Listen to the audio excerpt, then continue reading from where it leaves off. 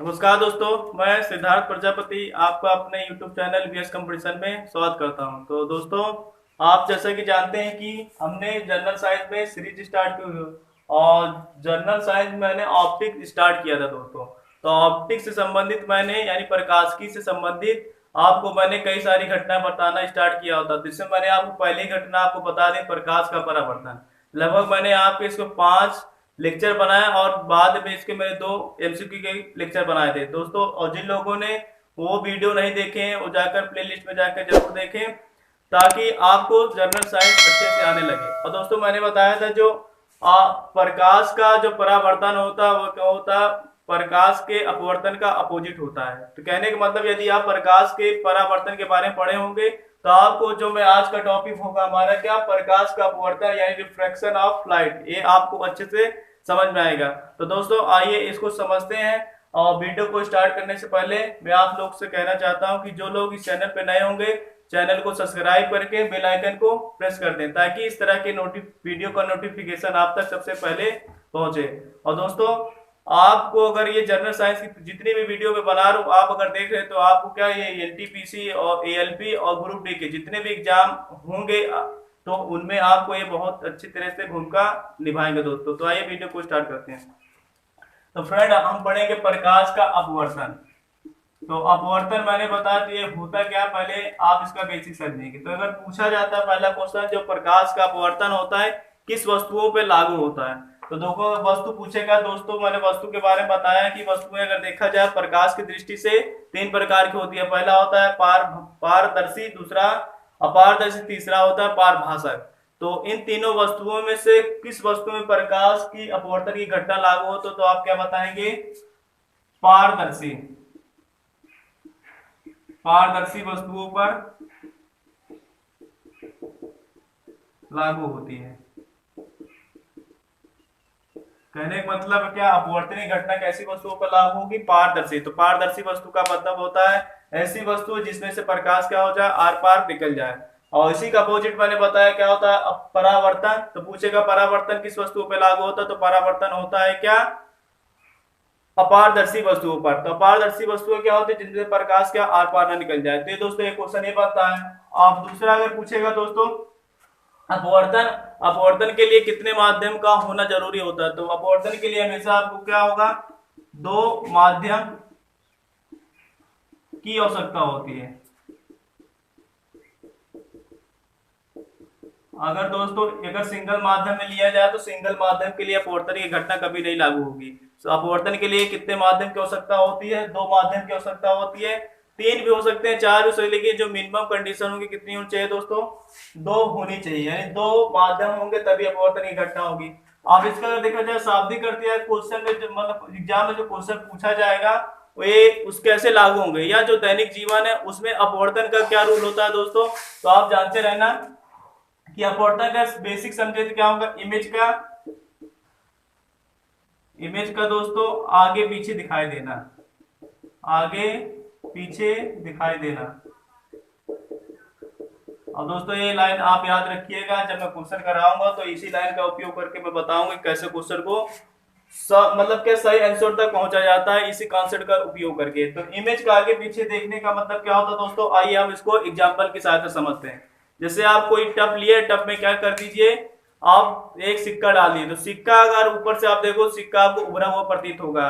या कोई बाल्टी लिए, पारदर्शी बाल्टी, और उसमें क्या कोई लोहे की छड़ डाल रहे हैं या चम्मच डाल रहे हैं या अपना हाथ ही डाल रहे हैं, तो आपको अपना हाथ क्या होगा, मुड़ा हुआ प्रतीत होगा। कहने का मतलब जो हाथ की या जो छड़ है, जो चम्मच, उसकी वास्तविक स्थिति कहीं और रहेगी, लेकिन उस वास्तविक स्थिति से ना होकर वो थोड़ा आगे या पीछे जाता दिखाई देगा। तो कहने का मतलब इमेज या आगे या पीछे हो रही है। और जो सिक्का उभरा हुआ दिखेगा आपको वो भी क्या होगा, उभरा हुआ मतलब क्या, वहां रहेगा तो तल में, लेकिन उभरा हुआ दिखा, कहने मतलब उसकी इमेज या आगे या पीछे बढ़ रही है। तो कहने का मतलब यही है कि अपवर्तन की घटना जो होती है इमेज को आगे पीछे करके आपको दिखाएगी। जैसे मान लेते हैं मछली का एग्जांपल, मछुआरा जो होता है मछली जब पकड़ने जाता है तो मछुआरे को जो मछली होती है अपने वास्तविक स्थिति पर नहीं होती, या तो वास्तविक स्थिति आगे दिखेगी या पीछे दिखेगी। तो आगे कब दिखेगी पीछे कब दिखेगी, ये अब जब हम पढ़ेंगे अपवर्तन का नियम पढ़ेंगे तो उससे हमको पता चलेगा दोस्तों। तो कहने के बाद आपको यही समझना है कि इमेज का आगे पीछे दिखाई देना क्या होता है हमारा, अपवर्तन की घटना को दर्शाएगा। और अपवर्तन के लिए दो माध्यम की आवश्यकता होती है, और दो माध्यम जो हुए दोस्तों, इसमें आपका क्या होगा, एक विरल माध्यम होगा, रेरर जिसको कहते हैं, एक होगा डेंसर यानी सघन माध्यम। दो माध्यम होंगे और दो ही माध्यम होंगे दोस्तों, सघन और विरल। तो क्या होगा, अपवर्तन की घटना। अब पूछता है कैसी वस्तु पर लागू होता है दोस्तों, तो बता देंगे ये पारदर्शी वस्तुओं पर लागू होता है। तो दोस्तों आइए अब इसकी डिफिनेशन समझते हैं। तो इसका बेसिक था, कैसे हम क्वेश्चन को समझेंगे, अपवर्तन को जो एग्जांपल है दैनिक जीवन कैसे यूज करता है, कहाँ कहाँ इसके एग्जांपल देखने को मिलते हैं। तो आइए दोस्तों अब इसकी डिफिनेशन पढ़ते हैं अपवर्तन की। तो आपको मैंने डायग्राम बना दिया है, तो आप क्या करिएगा, आपको रटना नहीं है, क्योंकि जो ऑप्टिक्स होता है तो क्या होता है, पूरे फिगर पे होता है। यदि आप फिगर पे ही समझ लेंगे तो आपको रटना नहीं पड़ेगा। तो दोस्तों आइए इसको पढ़ते हैं। दिया, जब प्रकाश एक माध्यम से दूसरे माध्यम में प्रवेश करता है तो वह अपने मार्ग से विचलित हो जाता है। प्रकाश का अपने मार्ग से विचलित होना ही दोस्तों अपवर्तन कहलाता है। तो ये हिंदी है, तो हिंदी क्या जो मैंने लिखा इस डायग्राम को देख के ही लिखा है दोस्तों। तो आइए इसे समझते हैं। जब मैंने बताया जो अपवर्तन की घटना होगी कितने, दो माध्यम पे लागू होने चाहिए। तो मैंने यहाँ पे देखिए दो माध्यम बना दिए, एक वायु बना दिया, एक कांच का बना दिया। फिर इसी का अपोजिट ऊपर मैंने कांच रख दिया, नीचे मैंने वायु यानी एयर रख दिया। तो यहाँ पे आपको दो माध्यम मिले। तो दो माध्यम है और दोनों माध्यम मैंने बताया सघन होना चाहिए, एक विरल होना चाहिए। तो ये पहले जब विरल माध्यम रहेगा ऊपर और सघन माध्यम नीचे रहेगा तो क्या होता है, तो दोस्तों जब प्रकाश किरण एक माध्यम से दूसरे माध्यम यानी मीडियम वेव 1 मान लेते हैं, और ये मीडियम कितना दोस्तों 2 है। तो जब प्रकाश किरण एक माध्यम से दूसरे माध्यम में प्रवेश करती है तो अपने मार्ग से विचलित हो जाती है। देखिए जैसे इस पॉइंट पे पहुंचेगा तो प्रकाश किरण यहाँ तक आई तो एकदम सीधी रेखा में जा रही है, लेकिन क्या होगा, जैसे ही क्या सघन माध्यम पहुंची तो ये क्या होगा, अभिलंब। तो अभिलंब की मतलब जाना चाहिए था यहाँ से, और ये मुड़कर कहाँ आ गई, यहाँ पर। तो देखिए अपने मार्ग से विचलित हो रही कहीं। और सेम यही डायग्राम में देखते हैं, ऊपर क्या सघन माध्यम है, नीचे क्या मान लेते हैं, विरल माध्यम है। तो प्रकाश किरण जब कांच से सीधी जा रही है, लेकिन जैसे ही वायु में पहुंची तो क्या होगा, ये जाना चाहिए था ऐसे, जो मैंने डॉट डैश किया है ये क्या होगा, आभासी यानी वास्तविक होगा। लेकिन क्या होगा दोस्तों, ये मुड़ गई दूर, यानी अभिलंब से दूर जा रही है। तो आइए इसको समझते हैं। तो परिभाषा आपको अच्छे समझ में आएगी दोस्तों, देखिएगा केवल चित्र पे आप ध्यान दीजिए। जब प्रकाश किरण एक माध्यम से दूसरे माध्यम में प्रवेश करती है तो वह अपने मार्ग से विचलित हो जाती है। प्रकाश किरण का अपने मार्ग से विचलित होना ही क्या होता है दोस्तों, प्रकाश का अपवर्तन कहलाता है। क्या आप इमेज याद रखिए, आपको डिफिनेशन याद रहेगी। अब दोस्तों ये समझते हैं कि जो प्रकाश किरणें कब अभिलंब से दूर जाती है और कब अभिलंब से पास में रहेगी। तो ये क्वेश्चन भी पूछा जाता है, घुमा फिरा के पूछ लेते हैं। तो आप ध्यान दीजिए, प्रकाश किरण जब क्या होगी, जब प्रकाश किरण विरल माध्यम से सघन माध्यम पहुंचेगी। तो देखिए ये ऊपर वाला क्या होता है दोस्तों, विरल। विरल माध्यम ऐसा माध्यम होता है जिसके अणु क्या होते हैं, पास पास होते हैं। तो वायु को देखा जाए, वायु के अणु विरल माध्यम ऐसा माध्यम होता है जिसके अणु जो होते हैं दूर दूर स्थित होते हैं, उसको विरल माध्यम कहते हैं। या उसको ऐसे कह सकते हैं, ऐसा माध्यम जिसका अपवर्तनांक क्या होता है दोस्तों, कम होता है। जिसका अपवर्तनांक कम होगा तब भी क्या होगा, विरल होता है। और सघन माध्यम क्या होता है दोस्तों, सघन मतलब क्या होता है, अणु पास पास, यानी क्या होंगे, एकदम नजदीक रहेंगे। तो कह सकते हैं ऐसा माध्यम जिसके अणु क्या होता है दोस्तों, दूर दूर होते हैं, तो उसको क्या कहेंगे हम, सघन माध्यम। तो कहने का मतलब जब प्रकाश की किरण विरल माध्यम से सघन माध्यम में प्रवेश करेगी तो क्या होगा, अभिलंब की ओर झुक जाएगी। देखिए यहाँ पे मैंने क्या लिया, विरल, और प्रकाश किरण कहाँ जा रही है, विरल से सघन की ओर। तो विरल से सघन की ओर जब प्रवेश करेगी तो प्रकाश किरण अभिलंब की ओर झुक जाएगी। यानी कह सकते हैं ये जो इमेज होगी, मान लें इसकी किसी वस्तु के वास्तविक स्थिति यहाँ पे होगी तो उसका इमेज क्या होगा, पीछे। तो इमेज आगे या पीछे जो बनता है इसी घटनाओं पर निर्भर होता है। कि यदि हम क्या ले लिए, विरल से कहाँ जा रहे हैं, सघन की ओर जा रहे हैं, तो इमेज क्या होगी, पीछे हटती हुई दिखेगी, यानी वास्तविक स्थिति से थोड़ा पीछे हमको प्रतीत होगी। अब इसी में दूसरे कंडीशन होता है, मैंने ऊपर ले लिया क्या, सघन माध्यम जिसके अणु क्या होते हैं दोस्तों, पास पास होते हैं, या कह सकते हैं जिसका अपवर्तनांक अधिक अधिक होता है। तो दोस्तों ये ऊपर हो गया सघन, नीचे ले लिया मैंने विरल। तब की प्रकाश किरण कहाँ जा रही है दोस्तों, सघन से विरल की ओर। तो जब सघन से विरल की ओर जाएगी दोस्तों तो क्या हो, प्रकाश किरण अभिलंब से दूर जाते हुए दिखेगी। कहने मतलब ये यहाँ तक सही है, लेकिन जाना चाहिए था यहाँ से, लेकिन क्या अभिलंब से दूर हट गई। तो कहने का मतलब क्या है, जब इसमें इस कंडीशन में जब इमेज बनेगा तो उसकी वास्तविक स्थिति यानी रहेगा यहाँ पर, लेकिन इमेज क्या होगा, आगे। तो मैंने बताया ना, जो मछुआरा होता है उसको इमेज क्या से आगे या पीछे दिखती है। तो मैंने जब प्रकाश किरण क्या बताया, जब विरल से कहा जाएगी दोस्तों सघन की ओर जाएगी तो क्या होगा, उसमें जो इमेज बनेगा हमेशा वास्तविक स्थिति से क्या बनेगा, पीछे बनेगा। तो देखा जाए जहाँ मछुआरा होता है वायु में खड़ा होता है और पानी में जो मछली होती है जल में होती है। तो विरल से कहा जा रहा है दोस्तों सघन, तो मछली का जो इमेज बनेगा उसकी वास्तविक स्थिति से पीछे बनेगा। अब यदि उसी का अपोजिट कर दिया जाए, लेकिन मछली जब देखेगी उस व्यक्ति मछुआरे को, तो मछली जो होगी क्या होगा, वो सघन है और सघन से कहाँ देख रही, विरल की ओर देख, तो जो मछली को उसका इमेज दिखेगा क्या दिखेगा, उसकी वास्तविक स्थिति से आगे। यानी व्यक्ति जहाँ मछुआरा जो खड़ा होगा वहां पे न खड़ा होगा बल्कि क्या होगा, उसके आगे दिखेगा। तो दोस्तों यह आपको समझ में आया होगा कब क्या होगा, इमेज आगे बनेगी कब पीछे बनेगी। तो इसी नियम से बनता है कि जब प्रकाश किरण एक माध्यम से दूसरे माध्यम में जाएगी तो इसी पर आधारित होता है दोस्तों। दोस्तों क्वेश्चन इसमें ऐसे भी पूछे जाते हैं कि वह कौन सी राशि होती है जो एक माध्यम से दूसरे माध्यम जाने पर नहीं बदलती। तो दोस्तों आप इसको नोट करके याद कर लो, बहुत ही ज्यादा एग्जाम में पूछे जाने वाला क्वेश्चन है। जब प्रकाश किरण एक माध्यम से दूसरे माध्यम में जाते तो कौन सी राशि नहीं बदलती, उसका नाम है आवृत्ति। दोस्तों आवृत्ति क्या होती है, एक ऐसी राशि होती है चाहे माध्यम चेंज कर देंगे कुछ भी चेंज कर देंगे, आवृत्ति क्या होगी कभी चेंज नहीं होगी। परंतु जब प्रकाश की चाल जो होगा, चाल ले लेंगे हम दोस्तों और तरंग दैर्ध्य ले लेंगे और ऊर्जा ले लेंगे, कुछ भी ले लिए, टाइम ही ले लिए, तो टाइम क्या होगा, माध्यम बदलने पे बदलने लगता है दोस्तों, कि प्रकाश की चाल बदल जाएगी, तरंग दैर्ध्य बदल जाएगी, ऊर्जा बदल जाएगी, परंतु जो आवृत्ति होगा ये नहीं बदलेगी कभी दोस्तों। यानी क्या होगा, जब प्रकाश किरण एक माध्यम से दूसरे माध्यम में जाएगी तो आवृत्ति कह सकते हैं नो चेंज होगा। तो आइए दोस्तों इसके कुछ नियम होते हैं, जैसे मैंने सघन माध्यम की परिभाषा भी समझा दिया। तो आइए सघन माध्यम तो क्या होता है, विरल माध्यम क्या होता है, आपको समझ में आया होगा। और दोस्तों जैसे मैंने आपको बताया था कि परावर्तन में जैसे दो नियम होते हैं, उसी प्रकार के अपवर्तन में दो नियम होते हैं। और आप लोग ये भी ध्यान दीजिएगा एग्जाम में अगर इसमें क्वेश्चन आए उसमें अगर टाइप किसी चीज का पूछा है तो इसमें दो का आंकड़ा ज्यादा चलता है दोस्तों। जैसे दर्पण पढ़े दो प्रकार के, लेंस पढ़ेंगे दो प्रकार के, अपवर्तन दो प्रकार के नियम होते हैं और परावर्तन में होते हैं। तो आप कुछ नहीं आ रहा तो दो प्रकार ज्यादा है, दो वाला ऑप्शन ज्यादा सही होगा दोस्तों। तो आइए इसके अब दोनों नियम को हम देखते हैं। तो आइए दोस्तों अब हम अपवर्तन के नियम देखते हैं। तो दोस्तों मैंने बताया जैसे परावर्तन के दो नियम, उसी प्रकार अपवर्तन के क्या दो नियम होते हैं। तो आइए इसको भी क्या करते हैं, आप इमेज से समझते हैं। तो दोस्तों इमेज दिख रहा है आपको कि जो प्रकाश की जो किरणें आ रही हैं दोस्तों, इसको क्या बोलेंगे हम, आपतित किरण। फिर ये जो बिंदु रहेगा यहाँ पे जो रहेगा इसको बोलते हैं आपतन बिंदु। आपतन बिंदु वहां होता है जहाँ पे आपतित किरण और जब अभिलंब हम जो खींचते हैं और जो ये अपवर्तित किरण तीनों जहाँ पे मिलेंगी उस बिंदु को क्या कहते हैं दोस्तों, आपतन बिंदु कहते हैं। और ये आपतित किरण जो अभिलंब के बीच जो कोण बनता है दोस्तों, इसको बोलते हैं हम आपतन कोण। और आपतन कोण को लिखते हैं दोस्तों आई से, यानी कह सकते हैं इसको एंगल ऑफ इंसिडेंस बोलते हैं दोस्तों। और ये नीचे देखिए मैंने बताया कैसा माध्यम, ऊपर मैंने वायु लिया विरल हो गया और नीचे सघन माध्यम लिया। तो प्रकाश किरण देखिए विरल से कहा जा रही सघन, तो अभिलंब की ओर देखो इधर झुक गई है कि नहीं। और अभिलंब और ये जो अपवर्तित किरण, ये अभिलंब दिखा दोस्तों, और ये जो अपवर्तित किरण इसके बीच जो कोण बनेगा उसको दोस्तों कहते हैं अपवर्तन कोण यानी एंगल ऑफ रिफ्लेक्शन।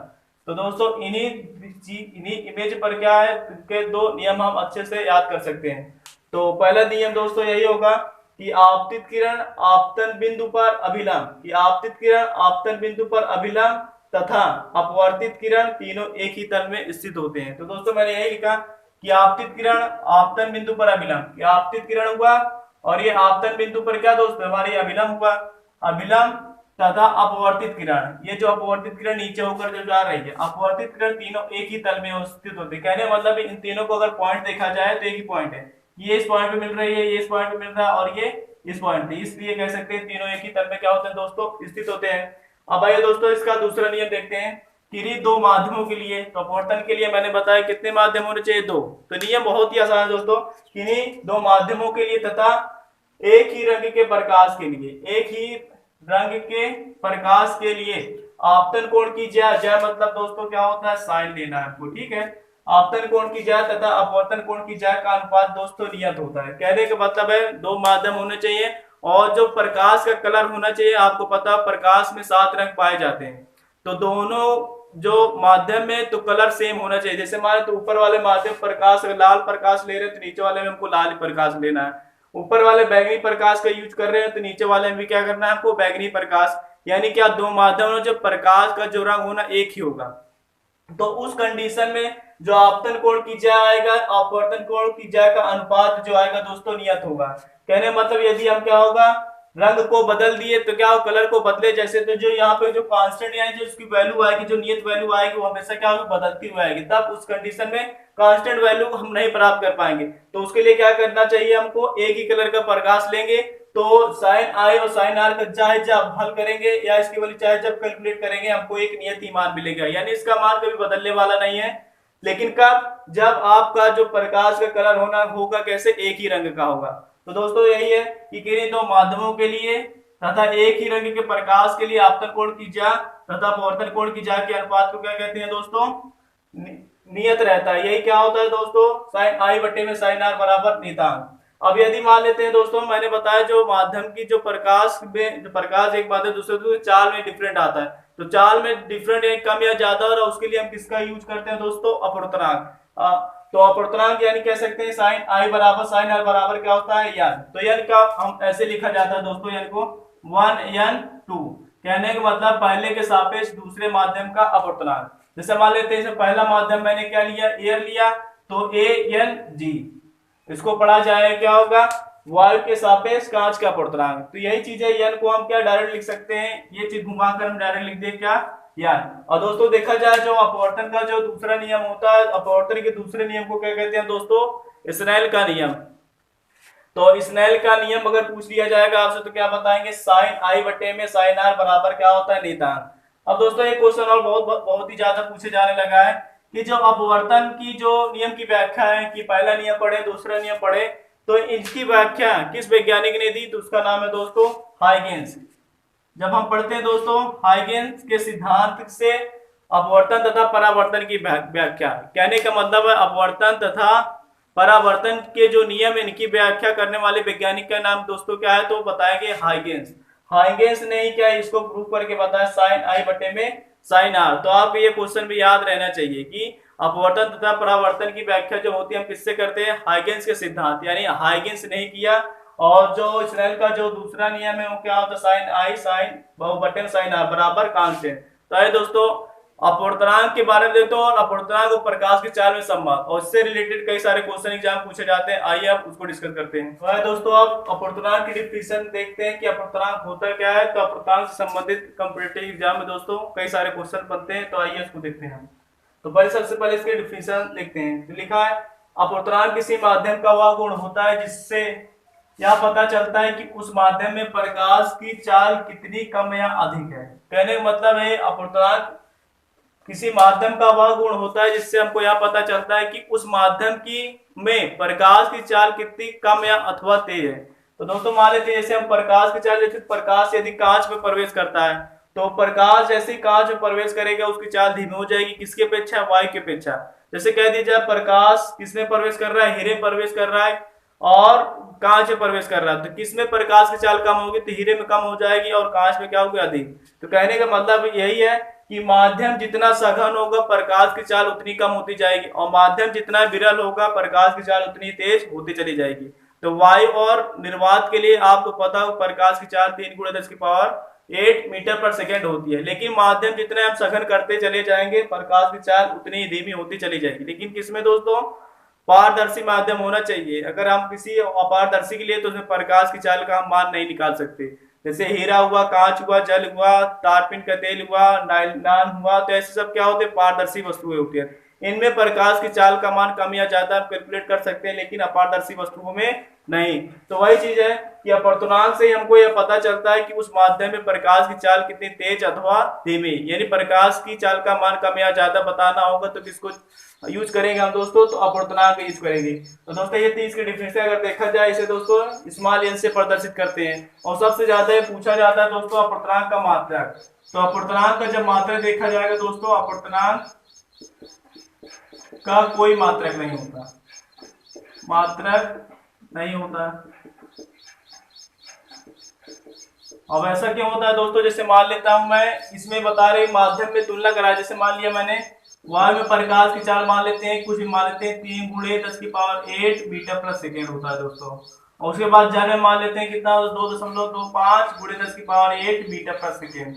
तो देखिए दोस्तों, इसकी जो यूनिट है मीटर पर सेकंड में, क्या वो कट जाएगा। अब यहाँ पे केवल संख्यात्मक मान ही बचेगा, मापन के मात्रक नहीं बचेंगे, इसलिए अपूर्णांक का कोई मात्रक नहीं होता। आप इसको नोट करके लिख लीजिएगा, और कई बार ये एग्जाम में रिपीट क्वेश्चन हुआ है दोस्तों। तो आइए कुछ जो अपूर्णांक डायरेक्ट पूछे जाते हैं, जैसे पूछा जाता है वायु के सापेक्ष कांच का अपूर्णांक। तो दोस्तों इसको हम लिखने का तरीका मैंने बताया, जिसके सापेक्ष कहेगा बीच में या थोड़ा ऊपर चढ़ा के लिखते हैं। तो क्या होगा, जिसके सापेक्ष जो पहला रहेगा उसको लिखेंगे, तो पहला वायु है तो वायु लिख लिए, और दूसरा वर्ड हमारा कांच है, कांच को ग्लास लिखते हैं, यानी जी इसका ले लेंगे। तो ए एन जी बराबर होता है 3/2। कहने का मतलब क्या, वायु के सापेक्ष कांच का अपूर्णांक जब पूछेगा तो आप बता सकते हैं कितना होता है 3/2, या तो इसको जब फ्रैक्शन में लिखिएगा तो 1 पॉइंट कितना लिख देगा दोस्तों, 5 लिख देगा। तो ये भी ध्यान देना चाहिए। सेम उसी प्रकार पूछेगा वायु के सापेक्ष जल का अपूर्णांक, तो जल के लिए हम वाटर यूज करते हैं, तो इसके लिए कितना हो जाएगा दोस्तों, W लिखेंगे, और ये हो जाएगा AnW बराबर 4/3। इसी प्रकार पूछ लेता है क्या होता है दोस्तों हीरे का, कि वायु के सापेक्ष हीरा, तो हीरे को हम लिखते हैं डायमंड, तो क्या हो जाएगा 2.41। फिर क्या होता है, हीरे के अपूर्णांक होता है। कहने का मतलब है, इससे ही आप ये समझ सकते हैं अपूर्णांक जितना अधिक आएगा दोस्तों, चाल उतनी उस माध्यम में कम होती चली जाएगी, और अपूर्णांक जितना कम होगा चाल उतनी क्या होगा दोस्तों, कम होती चली जाएगी। तो आइए, मतलब अधिक होती चली जाएगी। तो इसका देखा एक फार्मूला ऐसे बनता है, n प्रोपोर्शनल 1/c। कहने का मतलब अगर c का मान बढ़ रहा होगा तो ये क्या होगा दोस्तों, कम हो जाएगा, c का मान घट रहा होगा तो ये क्या होगा दोस्तों, अधिक हो जाएगा। तो आप ये ध्यान दीजिएगा, और न्यूमेरिकल भी इससे कई सारे बनते हैं। तो पहले बात तो आपको ये डाटा भी याद रहना चाहिए, ये फैक्ट होता है, डायरेक्टली पूछ लिया जाता है। तो आइए दोस्तों, अपूर्णांक और प्रकाश की चाल में संबंध देखते हैं, और कुछ प्रकाश मतलब कुछ माध्यम में प्रकाश की चाल का मान भी देखते हैं, और आपको डायरेक्ट ये पूछे जाते हैं एग्जाम में। आइए देखते हैं। तो आइए दोस्तों, अब इसमें हम अगला टॉपिक देखेंगे, अपूर्णांक तथा प्रकाश की चाल में संबंध। तो देखा जाएगा जो क्वेश्चन बनते हैं दोस्तों, इसी टॉपिक से बनते हैं, अपूर्णांक और प्रकाश की चाल में संबंध, और न्यूमेरिकल भी एनटीपीसी वगैरह में यही से बनते हैं दोस्तों। तो आइए समझते हैं कि अपूर्णांक बराबर दोस्तों हमारा क्या हो जाता है, वायु में प्रकाश की चाल बटे में माध्यम में प्रकाश की चाल। तो प्रकाश की चाल को दोस्तों किससे लिखा जाता है, सी से, और माध्यम में प्रकाश की चाल लिखेंगे Vm, यानी वेलोसिटी ऑफ मीडियम, यानी मीडियम मतलब माध्यम में प्रकाश की चाल। और अपूर्णांक को मैंने बताया दोस्तों किससे लिखा जाएगा, n से ही लिखा जाता है। तो आइए इसको समझते हैं कि अगर देखा जाए माध्यम, इसको कैसे लिखा जाएगा। जैसे मान लो तो ऊपर तो हमेशा वायु तो रहेगा ही, नीचे ही क्या होगा दोस्तों, हमारा माध्यम बदलेगा। तो नीचे वाला एक लिख सकते हैं परिवर्तनशील माध्यम है। परिवर्तनशील का मतलब समझते हैं, जैसे हम क्या लिख दिए, जल ले लिए, कांच ले लिए, हीरा ले लिए, और कोई मतलब क्या किसी चीज का तेल, तारपीन का तेल कभी कभी ले लेता है। तो दोस्तों अगर ये सब नीचे, या पेट्रोल ले लेगा तो पेट्रोल प्रकाश की चाल कितनी हो जाएगी। तो दोस्तों नीचे वाला हमेशा बदलता रहेगा, ऊपर वाला क्या होगा, हमेशा प्रकाश की चाल। यानी कहने का मतलब प्रकाश की चाल में ही माध्यम की जो प्रकाश, माध्यम प्रकाश है उसी से डिवाइड करना होता है। जैसे मान लेते हैं मैंने ले लिया ऊपर वायु, नीचे मैंने क्या ले लिया दोस्तों, कांच। तो इसको लिखा कैसे जाएगा, तो वायु के सापेक्ष कांच का क्या होता है, Ag, तो ऊपर सी होगा, नीचे लिख देंगे Bg हो जाएगा। जैसे मैंने ले लिया वायु के सापेक्ष जल का अपूर्णांक, तो AnW बराबर सी तो रहेगा ही, और क्या होगा VW हो जाएगा। W और V मतलब क्या होता है, वेलोसिटी ऑफ वाटर। Vg का मतलब क्या होता है, वेलोसिटी ऑफ ग्लास, यानी प्रकाश में मतलब कांच में प्रकाश की चाल, वाटर में यानी जल में प्रकाश की चाल। तो लिखने का तरीका यही होता है, तो आप ये भी ध्यान दीजिएगा। और दोस्तों इसकी कुछ वैल्यू आपको याद रहनी चाहिए, क्योंकि एग्जाम में दिया नहीं होता, और आपको क्या याद रहेगा, और आप तभी क्या कैलकुलेशन कर पाएंगे। जैसे प्रकाश की चाल आपको एग्जाम में कभी नहीं दिया जाता, तो कैलकुलेशन माध्यम में दिया रहेगा, तो आपको याद होगा तभी क्या न्यूमेरिकल लगा पाएंगे। तो उसके लिए मैंने कुछ डाटा यहाँ पे लिख रखा है, तो आप क्या करिएगा, एक बार इसका स्क्रीनशॉट ले लीजिएगा, उसके बाद एक बार मेरे साथ इसको पढ़िए। तो दिया वायु में प्रकाश की चाल, तो वायु में प्रकाश की चाल पूछेगा तो आप कितना बताएंगे, 3 × 10⁸ मीटर प्रति सेकेंड। और उसी प्रकार दूसरा पूछेगा जल में प्रकाश की चाल, तो बताएंगे 2.25 × 10⁸ मीटर प्रति सेकेंड। उसी प्रकार पूछेगा कांच में प्रकाश की चाल 2 × 10 की पावर कितना हो जाएगा, 8 मीटर पर सेकेंड। और नायलॉन में प्रकाश की चाल पूछेगा तो 1.96 इंटू 10 की पावर कितना हो जाएगा, 8 मीटर पर सेकेंड। तो दोस्तों ध्यान देना है कि सभी में देखो पावर तो 8 लगी हुई है, इसमें कोई कंफ्यूजन नहीं है। और ये आपको याद कैसे करना है, तो आप देखिए जो क्रम मैंने लिखा है वो कैसे लिखा हुआ है। यहाँ से जो क्रम आ रहा है वो जा रहा है विरल से सघन की ओर जा रहा है।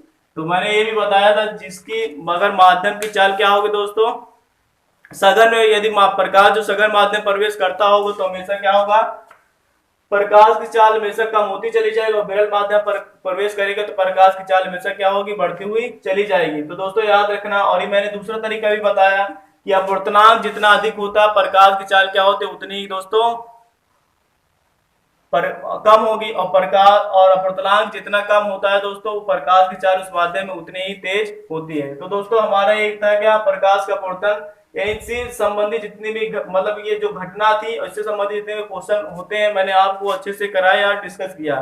तो दोस्तों इसमें अभी हम पढ़ेंगे, जैसे मैंने बताया था कि परावर्तन की व्याख्या के लिए हम दर्पण का पढ़ते हैं, और उसी प्रकार अपवर्तन की व्याख्या के लिए हम क्या, लेंस का प्रयोग करते हैं। यानी देखा जाएगा लेंस जो होता है अपवर्तन का ही पार्ट होता है दोस्तों। इसका 1-2 लेक्चर और बनाऊंगा मैं, जिसमें क्रांति कोण के बारे में बताऊंगा, उसके और लेंस के बारे में बताऊंगा। फिर दोनों को मिलाकर मैं इसका एमसीक्यू आपको करवाऊंगा, ताकि आपको थ्योरी और प्लस क्वेश्चन साथ में मिल जाए जो एग्जाम में पूछे गए। तो दोस्तों आज तक के लिए बस इतना ही। तब तक के लिए वीडियो को शेयर करिए और लाइक करिए और कमेंट करिए। और दोस्तों आप ये भी बताइएगा इससे नेक्स्ट टॉपिक में किस लेसन, फिजिक्स का किस लेसन जो पढ़ना होगा आप कमेंट बॉक्स में कमेंट कर दीजिएगा। और जो लोग नए होंगे इस चैनल पे सब्सक्राइब करके बेल आइकन को प्रेस कर देंगे, ताकि इस तरह के वीडियो को नोटिफिकेशन आप तक सबसे पहले पहुंचे। तब तक के लिए धन्यवाद।